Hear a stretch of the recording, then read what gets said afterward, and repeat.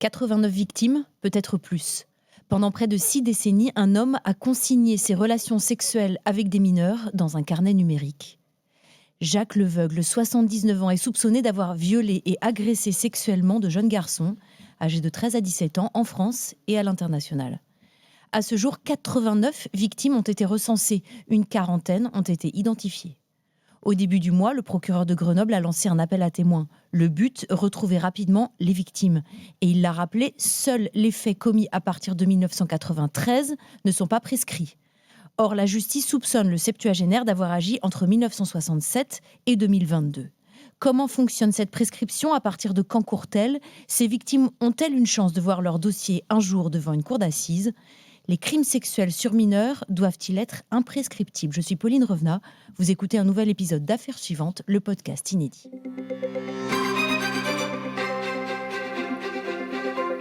Charlotte Lesage, bonjour. Bonjour. Vous êtes journaliste à BFM TV. Maître Myriam Guedj Benayoun, bonjour et merci d'être avec nous. Vous êtes avocate au barreau de Toulouse. Vous intervenez exclusivement dans la défense des victimes de violences sexuelles, physiques, psychologiques. Nous allons revenir avec vous sur cette notion fondamentale de prescription. Mais d'abord, Charlotte, le 10 février dernier, le procureur de Grenoble lance un appel à témoins pour retrouver de potentielles victimes d'un pédocriminel français. Cet homme s'appelle Jacques Leveugle. Il a 79 ans. Il est mis en examen depuis février 2024 pour viol et agression sexuelle sur mineurs.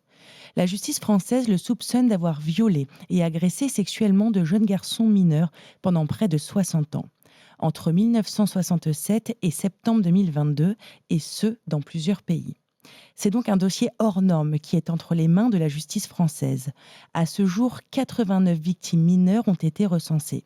Une quarantaine ont été identifiées et contactées par les autorités. La plupart ont déposé plainte sans toutefois se constituer partie civile.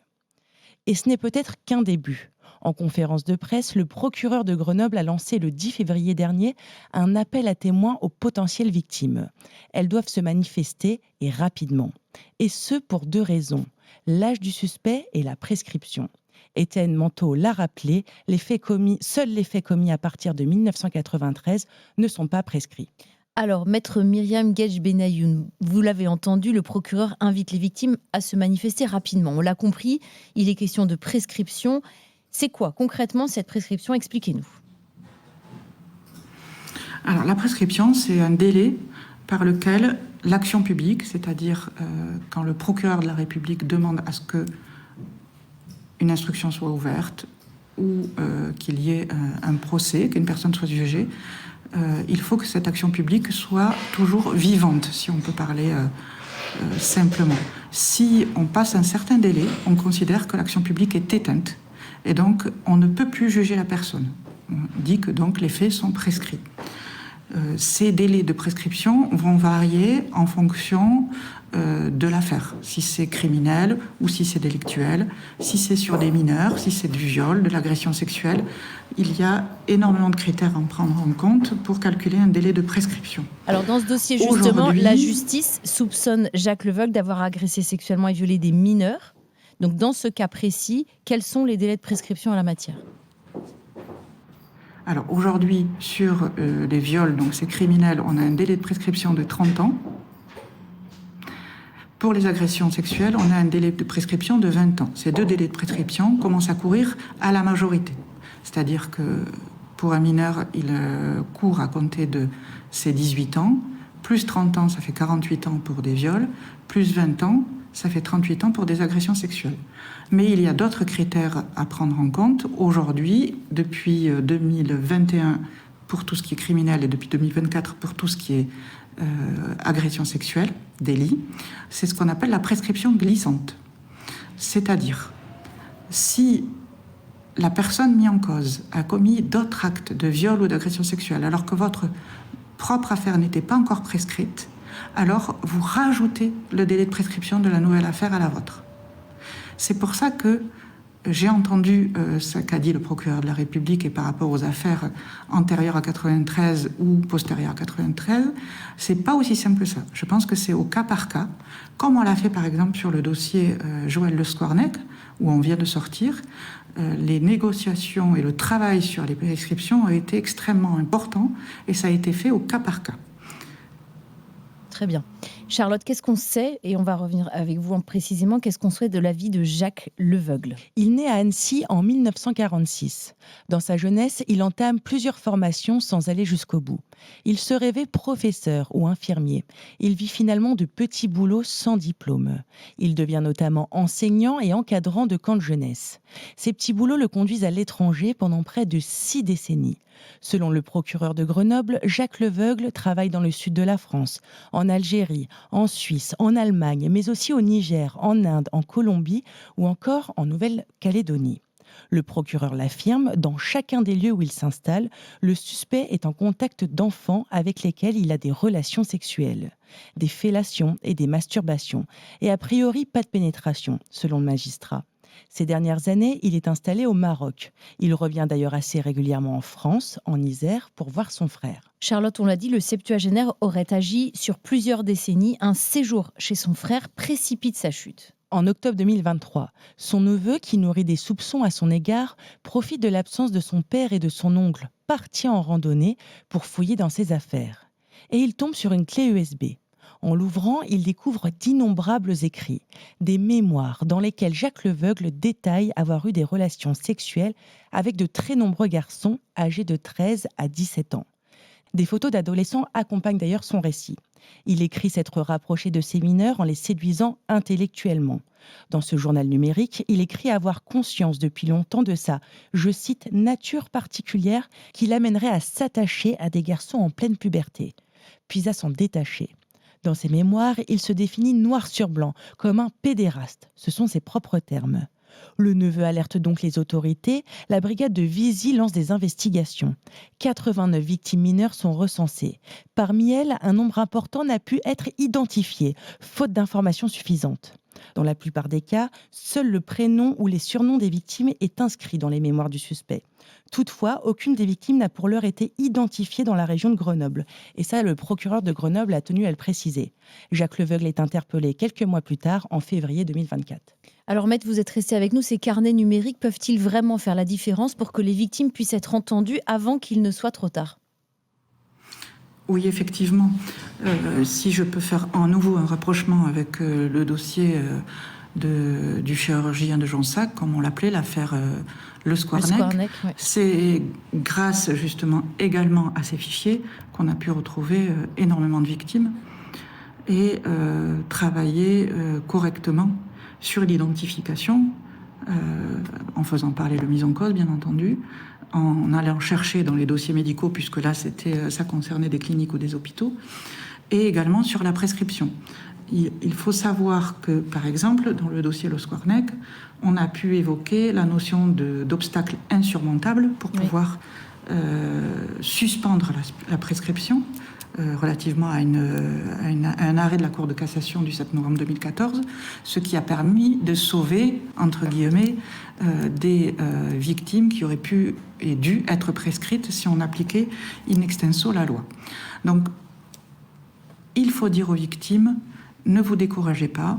Il n'est jamais trop tard, c'est ça le message. D'abord, il n'est jamais trop tard. Et ça fait du bien d'être entendu, même si on est prescrit, et de participer au procès. Alors, même si on est prescrit, pas en tant que partie civile, mais de participer au procès en tant que victime, on a le droit à la parole. Mais la prescription n'est pas toujours acquise. Il faut la calculer. Il faut la calculer en fonction de l'année, effectivement, des faits, des lois qui ont été successives sur la prescription. Il y a eu énormément de lois. Elle a énormément évolué pour être de plus en plus favorable aux violences sexuelles sur mineurs. Et donc, bon nombre de dossiers qu'on croyait prescrits, que ce soit dans cette affaire Le Squarnec ou d'autres dossiers que j'ai pu avoir, des prescriptions ont été levées et on a pu faire juger des personnes. Donc surtout, ne vous découragez pas, manifestez-vous.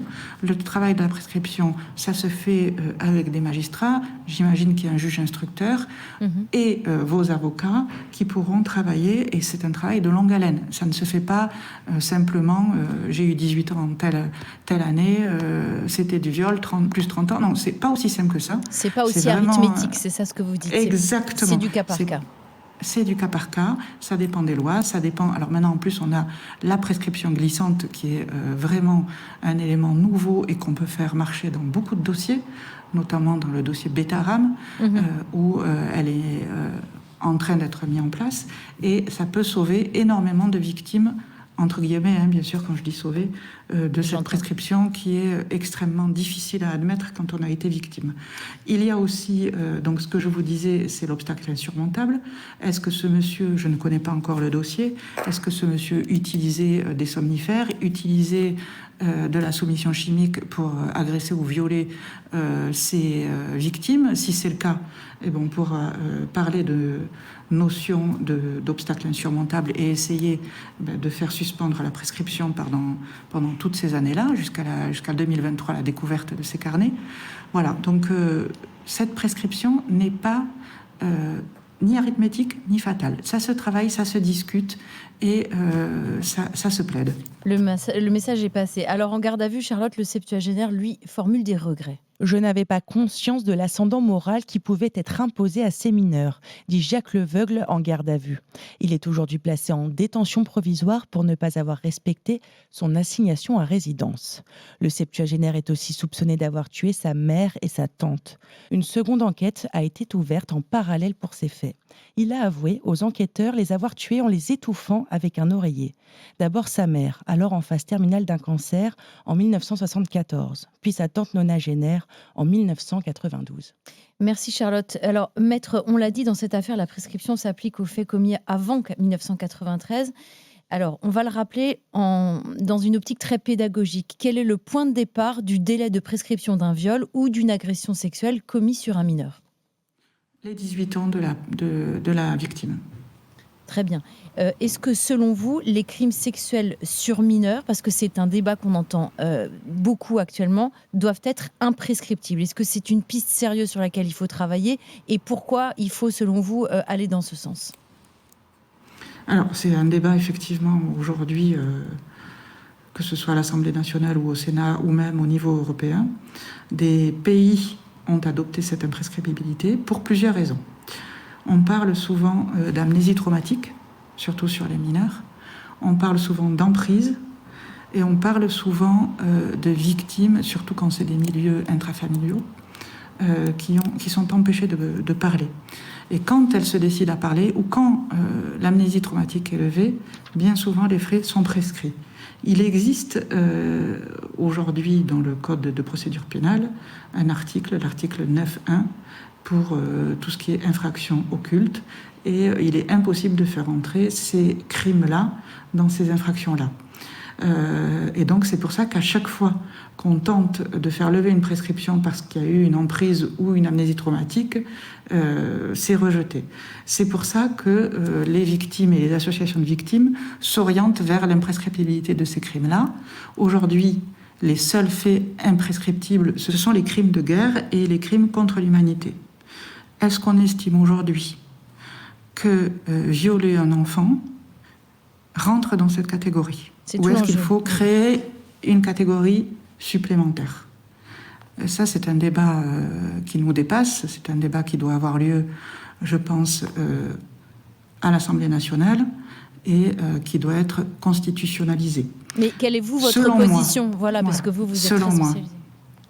Alors, selon moi, pour défendre énormément de victimes et d'anciennes victimes de violences sexuelles, c'est un crime contre l'humanité. Pourquoi ? Parce que quand on connaît ces victimes-là, quand on connaît leur parcours, elles ont pris ce qu'on appelle perpète. On a effacé leur vie, comme elle aurait été effacée dans un crime de guerre. D'ailleurs, quand on sait que la plupart du temps, on se sert du viol dans les crimes de guerre, on sait pourquoi. On sait que le viol anéantit une personne. Et le viol sur une mineure, a fortiori, quand c'est une personne de sa famille ou une personne connue, ça anéantit sa vie. Et elle survit toutes les années qui lui restent à vivre. Alors, est-ce que c'est un crime contre l'humanité ? Pour moi qui fréquente des victimes, pour moi qui suis formée en psychotrauma et qui aide ces victimes à parcourir quelques années de leur vie, le temps de l'instruction, alors ça va de 5 ans, 7 ans, puis après de l'indemnisation, je peux vous dire que rares sont les victimes qui sortent indemnes et qui ont une belle vie. Elles sont toutes passées par des périodes d'une extrême violence et elles vont toutes continuer à survivre. Vous étiez avocate de partie civile au procès de Le Squarnec. Dans ce dossier, 19 victimes n'ont pu justement se constituer partie civile. Si je comprends bien, la prescription glissante n'est pas si simple à appliquer. Alors, elle n'était pas d'actualité dans les faits relatifs à l'affaire Le Squarnec, malheureusement.